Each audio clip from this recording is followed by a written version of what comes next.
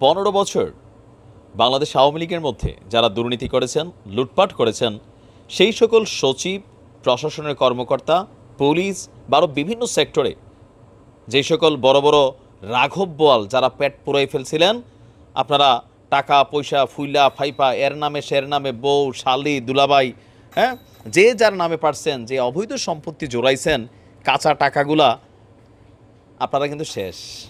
একটা সিস্টেম প্রণয়ন করেছে ডক্টর ইউনূসের সরকার, অ্যান্ড এটা খুবই ভালো একটা সিস্টেম। তবে এই ক্ষেত্রে বিশেষ কিছু নির্দেশনাও দরকার, কারণ অনেক মানুষ আছে তারাও আবার এটাতে বিপদে পড়ে যেতে পারে। তো সেই ক্ষেত্রে স্পেসিফিক নির্দেশনাটা আরেকটু গোছালো একটা নির্দেশনা দেওয়া দরকার বলে আমি মনে করি।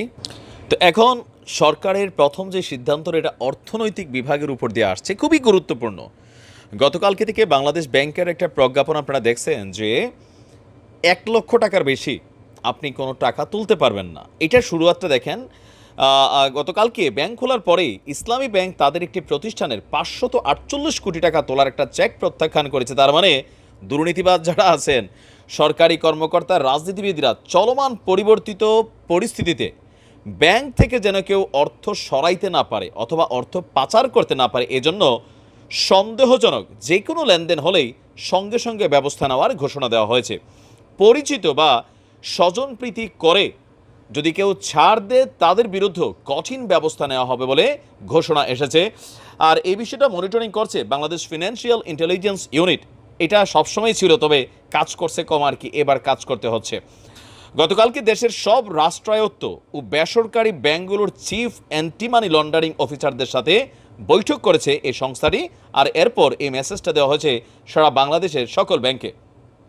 বৈঠক শেষে কর্মকর্তারা বলছেন, বৈঠকে কড়া বার্তা দিয়ে বলা হয়েছে দেশে এখন পরিবর্তিত পরিস্থিতি চলছে, ফলে অনেক দুর্নীতিবাজ সরকারি কর্মকর্তা ও রাজনীতিবিদ, সন্ত্রাসীরা অর্থ সরানো এবং অর্থ পাচারের চেষ্টা করবে। তাই এখন থেকে যে কোনো ধরনের লেনদেন, মানি লন্ডারিংয়ের সব নিয়মনীতি শতভাগ পরিপালন করতে হবে।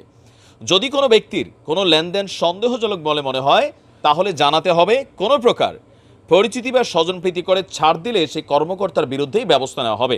ইভেন যদি কোনো কারোর লেনদেনটাকে সন্দেহজনক মনে হয়, সঙ্গে সঙ্গে আপনার কি বলা যে তাকে আইনের আওতায় আনার জন্য ভূমিকা পালন করতে হবে।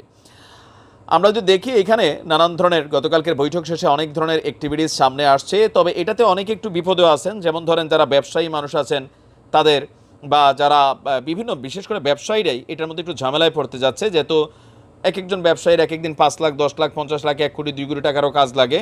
তো সেই ক্ষেত্রে রেপুটেড ব্যবসায়ী যারা, এখন এটাও আসলে একটু প্যাচাইলে ইস্যু কেন ধরেন এই যে মতিউর রহমান চোর, আবেদ আলী চোর, বা বেনজিরে যে চুরি করছে, তো এরা তো ভাই নিজের নামে ওইরকম টাকা রাখে না, বউয়ের নামে, লেবের নামে, ছেবের নামে, তেবের নামে।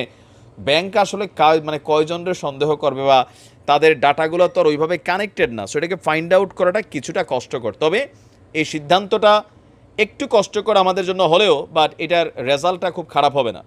এখন ইউনূস সাহেবের সরকার যেটা এই মুহূর্তে রানিং হচ্ছে, বা অলরেডি আজকে থেকে এটা আমরা দেখছি সরকারের কার্যক্রম, তো এই ক্ষেত্রে আরও অনেক কিছুই, আমি আবারও বলছি, আমি আমার আরেকটা ভিডিওতে বলছি, দুর্নীতিবাজ লুটপাটকারী যারা আছে, যারা অবৈধ সম্পদ যোগাইছে, অনেকে দেখেন বস্তার মধ্যে টাকা পাচ্ছে না, ছাত্রছাত্রীরা স্বর্ণলঙ্কার পাচ্ছে না, আমির হোসেন আমুর বাড়িতে 5 কোটি টাকা ডলার মলার পাইছে না, অনেক আছে ক্যাশ করে রাখতো। এই টাকাগুলো বাংলাদেশ থেকে যে হুন্ডি হুন্ডি করেন না চিল্লাইয়া, এই হুন্ডির মাধ্যমে এই টাকাগুলো এরা বাংলাদেশ থেকে পাচার করে।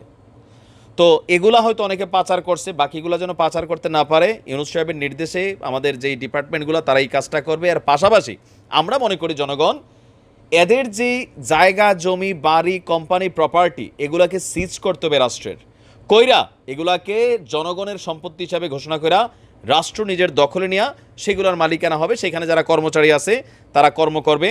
কারণ হঠাৎ করে একটা প্রতিষ্ঠান বন্ধ হয়ে গেলে, আবার দুর্নীতিবাজের হোক ভালো মানুষের হোক, অনেকগুলো মানুষের রুটি রিজিক সেখানে কানেক্টেড থাকে। তো এমনি তো অনেক জায়গায় অনেক মানুষ এই মুহূর্তে বেকার হয়ে গেছে, তাই না? তো সেই ক্ষেত্রে আমার মনে হয় যে প্রতিষ্ঠানগুলোকে বন্ধ না করা, মালিকানা, যেমন বেনজিরের প্রতিষ্ঠানগুলো সরকার নিয়ে আনিছে, ওইরকমভাবে এদের সম্পত্তিগুলোকে নিয়ে যেতে হবে। জায়গা জমি যেগুলো আছে এগুলো বিক্রি করা, খাস জমি হিসাবে সরকার নিয়ে কেউর কাছে লিজে দিয়ে দোক, বিক্রি করে দোক, রাষ্ট্র পয়সা কামাবে, কারণ অনেক পয়সার দরকার। এক এক চোর হাজার হাজার কোটি টাকা চুরি করছে। আশা করি আমরা সব কিছু পরিবর্তিত হতে যাচ্ছে।